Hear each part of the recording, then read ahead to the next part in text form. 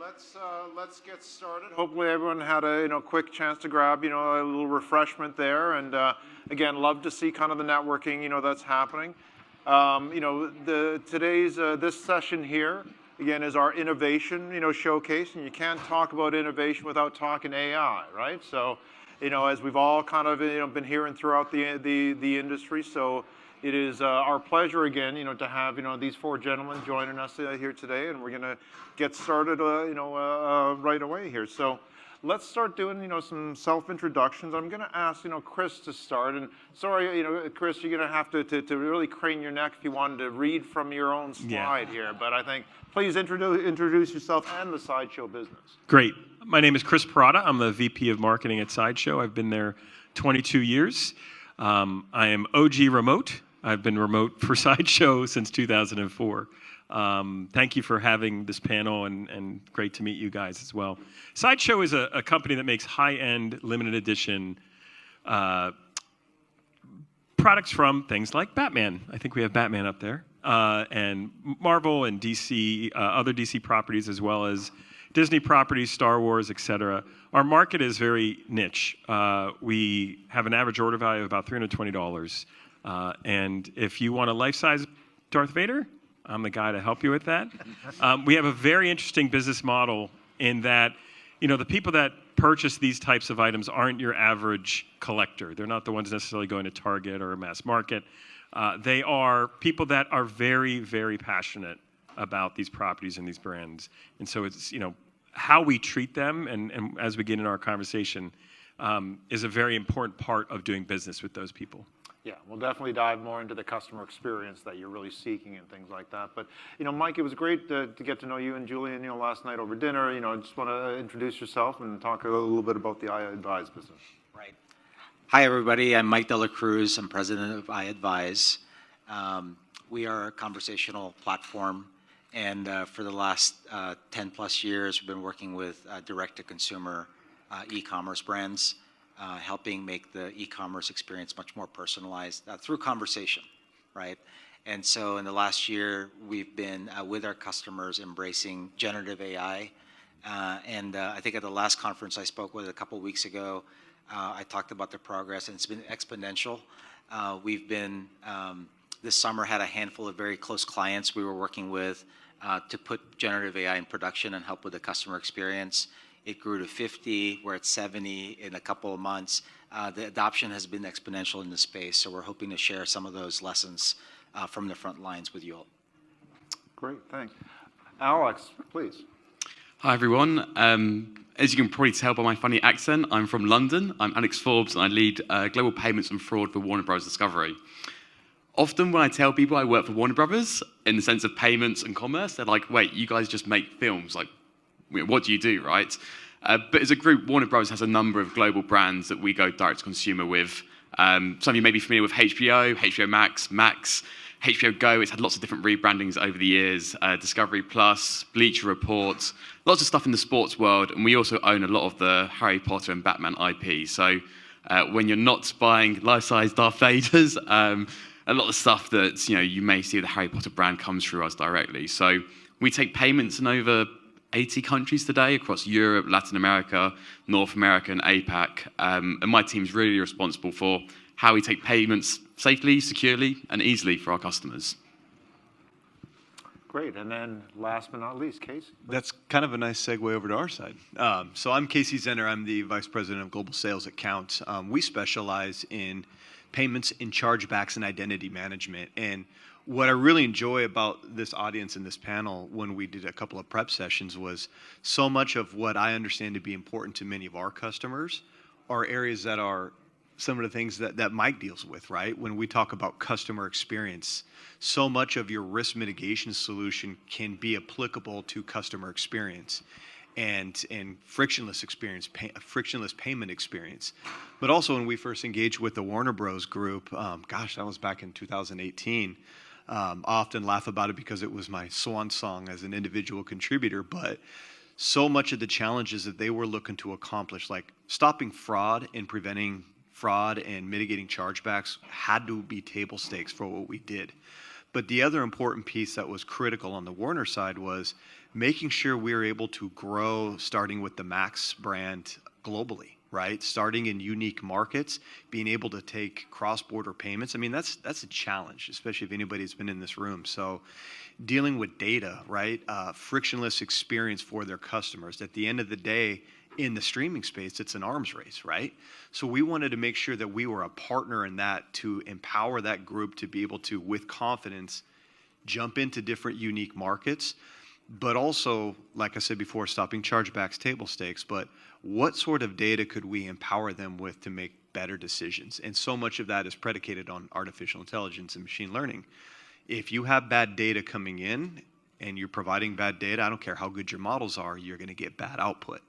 So it was really important for myself to work with Alex and team that they saw us as so much of a solution and a partner in this challenges they had of going global and being able to do so with confidence and to be able to do so with an experience that made a lot of sense for their business. I'm not sure if we have anything on the business up here, but it's a lot of great words. I like to not read off slides, but at the end of the day, when I think of what makes Count unique is we see transactions from 250 countries and territories a day. Right? We see transactions obviously domestically here, a lot international, but we see in Antarctica, right? It's usually plane tickets to get off of Antarctica. Or we see them actually in the Vatican.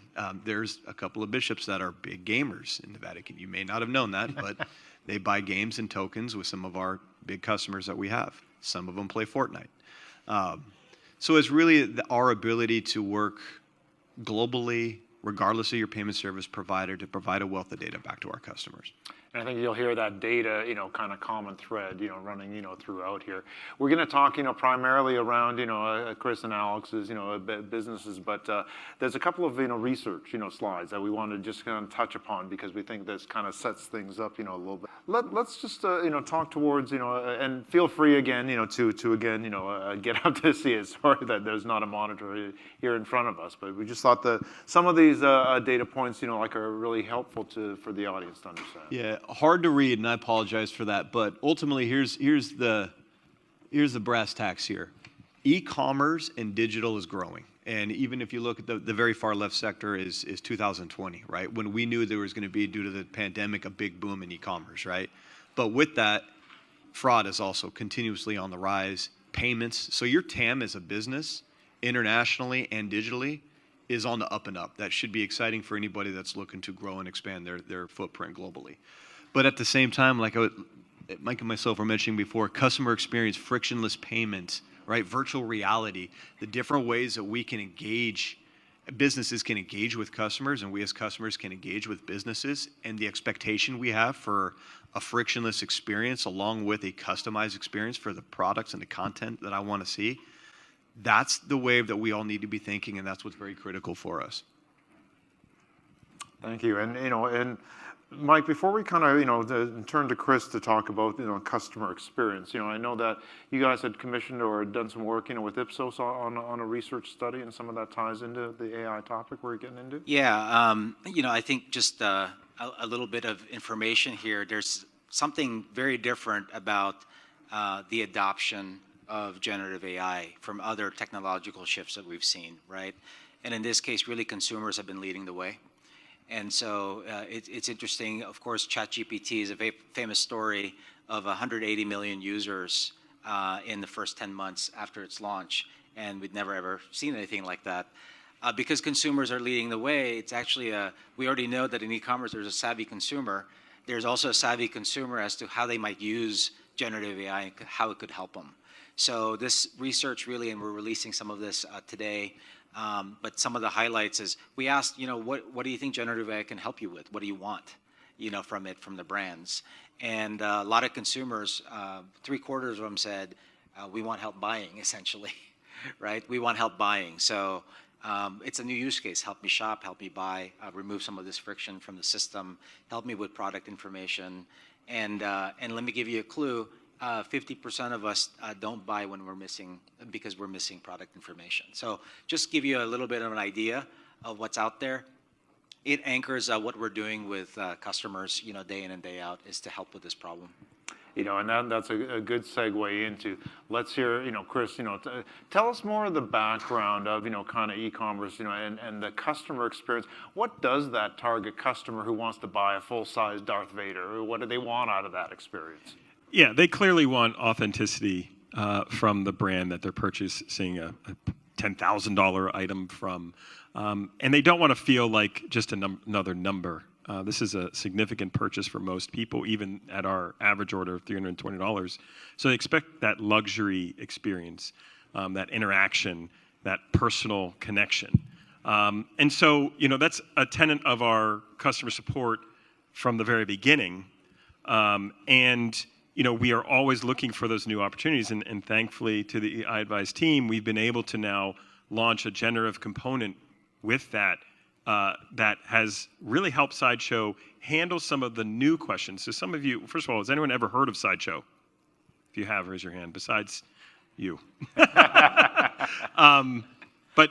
you're like, what are these things? What are these statues? What are these figures? What is a 6-scale figure? What is a premium format figure? These are terms in a language that you don't know. If you land on this site after seeing a really cool Robert Downey Jr., or I should say Robert Pattinson Batman, this looks like a perfect representation of Robert Pattinson in like 12 inches form. You're going to have questions. You're going to get to that product page. And thankfully now we have a generative AI execution there that can answer specific questions about that product in a way at scale, right? 24 hours a day, 7 days a week. And in addition to that, the ability to trigger from that conversation to then go to one of what we call our ambassadors, our brand ambassadors that are available 24/7, to even go deeper and geek out with somebody through the website during that time. It's been extremely successful for us. And I still can't see the slide. Thank you, Chris, for trying.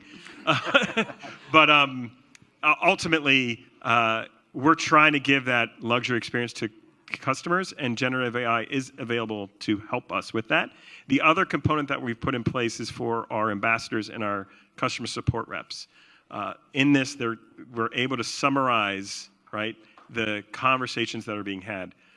If you're a big Batman fan, in a conversation you might be having with customers, it could go on for 40 minutes, right? You could talk about Michael Keaton Batman, and is he as good as Robert Pattinson Batman? And this conversation can go on for a long time. Trust me, being there 22 years, I've had these conversations. And generative AI has now helped us summarize that conversation. So if it does need to go to the next level in some capacity, it's like, okay, here, they talked a lot about Batmans, and these are your next steps. So this technology that we've just started putting in place this summer, basically, has really helped Sideshow. Before we get into I want Mike to talk about, kind of AI and this next phase of conversational commerce. But Chris, talk a little bit around, how accepted is investment in innovation in general at Sideshow? Is that something that you've had to really, work hard to build your case, or is that something that now? I would say it's a bit of a challenge, but not overly challenging. When you can see the results. What's great about generative AI right now is it can fool you pretty easily, right? You feel like you're talking to an entity, right? In our business specifically, it sounds horrible, but we need to fool you initially. We need to get you that that impression that you are getting the information you want in the language that you expect. So when I show that to decision makers at Sideshow, they'll get it, right? And so for us, our appetite is always looking for that next level, that innovation. So you can attest to this. We jump at every beta, right? Every single opportunity to try to innovate, we will jump and go right into that. If that's what you're. No, exactly. No, and yet, especially when you let off with authenticity. Yeah. Right. So doing so, fooling but still being authentic. Right. Yeah. And it's tough, right? That's a delicate balance, no doubt. No, but that's I think where many companies are in terms of testing. But Mike, you talked about within conversational commerce, AI really represents kind of this next phase, step forward. Do you want to talk about that? Yeah, absolutely. I mean, I think it's, we as a company believe, and we see it, every day in these projects that continue to go with innovators like Sideshow. We believe it's going to transform the e-commerce experience for sure. There's no doubt about it. And it's transforming our business. We've been in a business to help folks like Chris that are creating premium experiences online that typically have been impersonal, right? So it's all about creating much more premium experiences. There's been a limit to that because you can't provide that premium experience at scale for many, many, many reasons. And I think the opportunity now is to do that at scale. So it's a personalization of conversational commerce, if you will.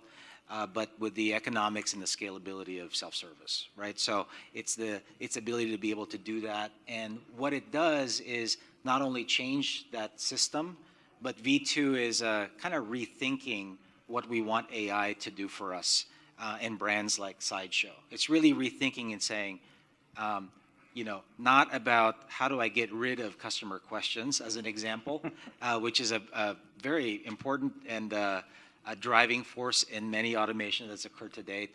But what Chris is talking about is something very, very different. I mean, how do I provide a co-pilot? How do I provide something that can help that consumer buy?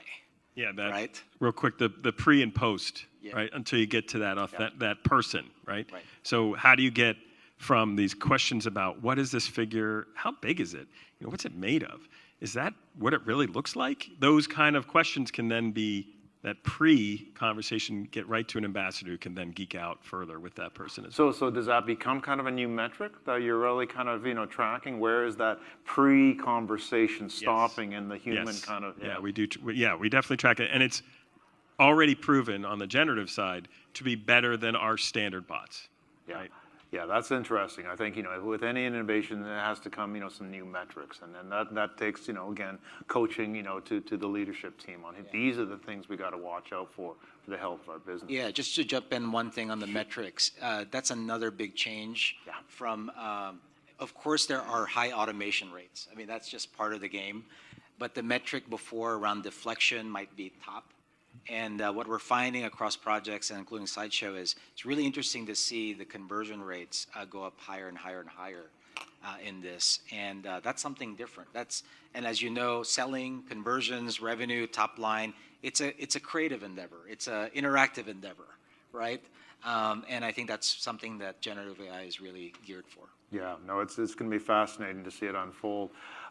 Alex, welcome. Thank you very much for coming all the way, from London to join us, here today. We had, even before we met, I think you were described as someone who was passionate about, data and analytics and so on. But it was really interesting to hear, of the Warner Brothers Discovery kind of international, mandate. Kind of go deeper there in terms of, where are the priority regions, and kind of the initiatives, that you're really trying to, drive this international growth. And before we get into more of the AI, where you're applying that and so on.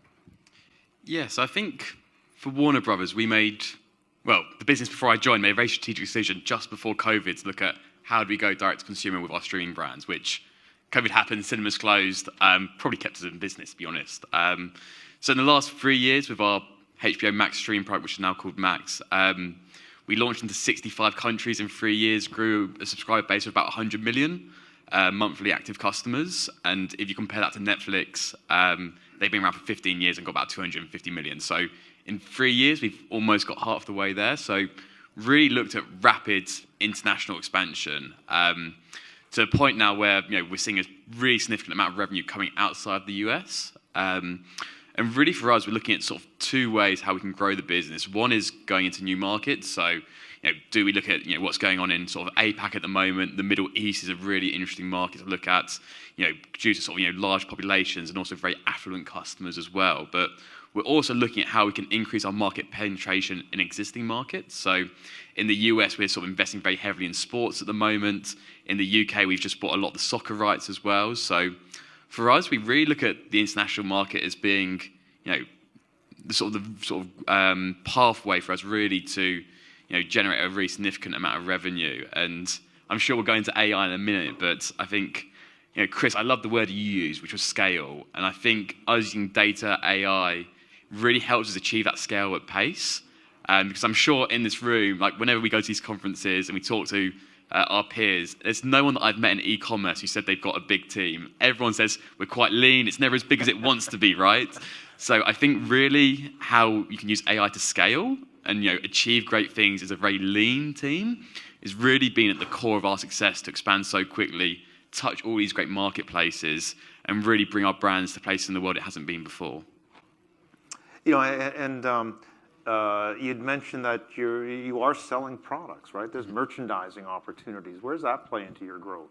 Yeah, so I mean, Warner Bros. As a company, I didn't know this until probably a year after I joined. We sell a lot of stuff in different places, whether that's ones from the Harry Potter store, all throughout Europe, or actually, tickets to go and see the Burbank studio, or where Harry Potter was filmed, or what's recently expanded into Japan as well. So, as a company, we own all these sort of great sets of intellectual property, and there's a lot of merchandise behind it, digital goods, NFTs, as well as the core stream brand as well as live sports now. So, for us, it's a lot of different places that we take a lot of different payments for a lot of different products, and really looking at how we can use data and AI to achieve that. Because in a previous life, I worked for sort of a bricks and mortar UK domestic retailer that was moving sort of from an omni-channel retailer to being quite digital first. And about 8 years ago, that was very slow and took a lot of work and a lot of teams to really achieve that. Whereas now, I look back on it and go, the pace we've been able to move at is something that I don't think anyone could have thought about 10 years ago. Are there regional priorities, for any of that, like the product, merchandise and such? Yeah, and I think it goes to our strategy of trying to think local. That I think maybe as a company 5 years ago, we were very US-centric. And what we would have in the US would just be copy and pasted into Europe, a little bit into Latin America and APAC. But I think as the world's become more global, we as a company have realized that actually, if we can be market specific to what the customers in those markets want, that actually unlocks so much additional revenue.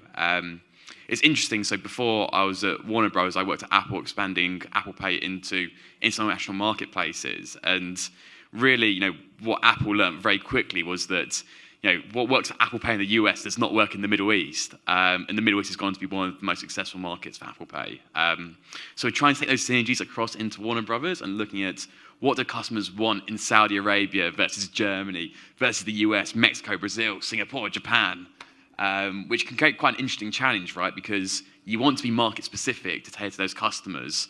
But then, at what point, and I'm sure sort of Chris and Casey and Mike, we've got some sort of thoughts on this, at what point do you keep investing to go market specific until that isn't scalable, right? Which I think we could probably talk about for the next 5 hours, but I'll leave that thought out there for the moment. Well, given your, international experience, in the last session, we were talking about having kind of the right mix of services. Obviously we'd love to have the best, customer experience possible, but again, we got to manage to again, profitability and other, key metrics. Again, how has that played, into some of your international challenges and how you've kind of overcome them? Do you know where, what are those inflection points, where that would almost unleash the next tranche of investment, for example? Yeah, I think as a company, we're looking for synergies there. So today, I'll give you a great example. We operate in the UK with Discovery Plus, which it's been around for a while now, and we've just bought a lot of the soccer rights for domestically in the UK.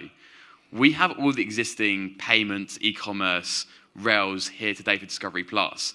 Can we put our sports content onto that platform from a technology standpoint? I'm sure, as e-commerce leaders in the room here, one of the biggest challenges that we all have is actually we have loads of great ideas, but how do you get it on the tech roadmap? Because everything takes engineering time. So when we're looking at our international footprint, particularly and scale, it's what the synergies can we use? What are the tech platforms that we can piggyback off onto and just customize a little bit at the end to really make a great user experience?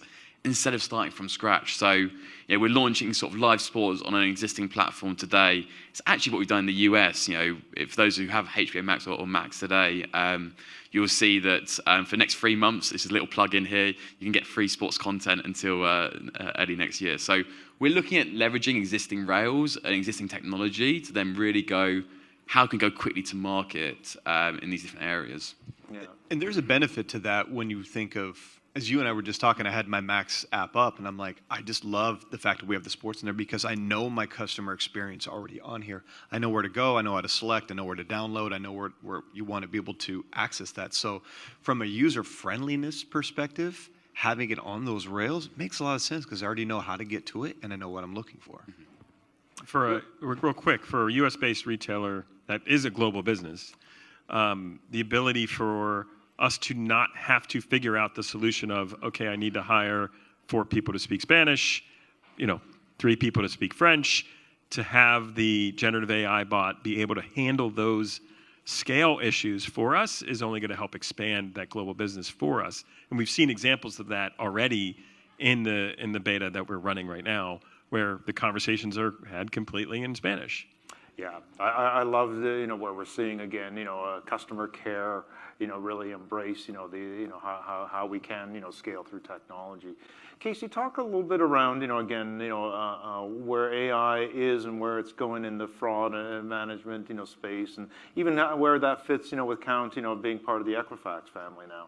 Yeah, it's so interesting because AI, we're one of the first pioneers in the payments in the fraud space to be leveraging AI and machine learning. It's been a better part of a decade, 15 years of doing that. So I remember when there was this big buzz in like 2018, 2019 about AI machine learning. I'm like, man, we've been doing that for a long time, right? I think that's just table stakes really when it comes to identifying good customers from bad. Now, the interesting piece about where AI is going is especially through like ChatGPT type scenarios, is no longer relying as heavily on historical trends, which is a component of when you use AI. Like, where have we seen Casey's device, his email, his phone number, his address before? Does it look normal, or is there any anomalies in here, right? That's one component of AI, like in more of an unsupervised. But as we get into, especially with data privacy, when we start looking at ways that we're using AI in the form of everything to be tokenized, the data to be tokenized coming in, and you don't have to rely on the historical trends, but also don't have to wait for those type of supervised models to come up to speed. I mean, that's a big problem with a lot of folks that came into the payments fraud space with their machine learning, is they're a 3-year-old company competing against a 15-year-old company. Your data is not as good, period, end of story. So they had to rely on those models to be able to catch up, which could take 3 to 6 months or however long it takes. That's the benefit of that unsupervised, is it starts first right out of the box. Some of these new ChatGPT styles, where you can also tokenize and anomalize all that data coming in, where now you don't have to worry about different types of data privacy. That's where the next generation of payments fraud, AI, is really going to take off. I've just started from a knowledge perspective. Even though I have sales and revenue in my title, I really try to geek out in this stuff because I think I'm interested in it.